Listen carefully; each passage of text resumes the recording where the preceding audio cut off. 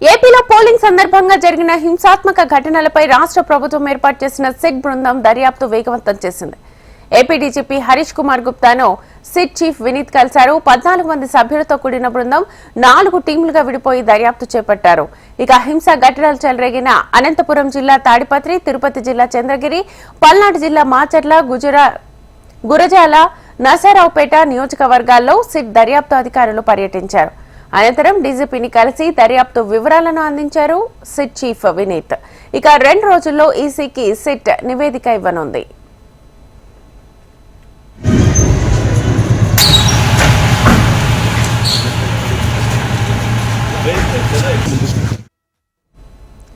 గుంటూరు, తిరుపతి, అనంతపురం జిల్లాల్లో special investigation team పర్యటించింది. గొడవలు జరిగిన ప్రాంతాలను పరిశీలించారు.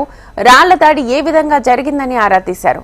బందోబస్తు ఉన్న సిబ్బందితో మాట్లాడారు. ఇక ఇప్పటికే జిల్లా కలెక్టర్, ఎస్పీతో పాటు పలువురిపై వేటు వేసింది.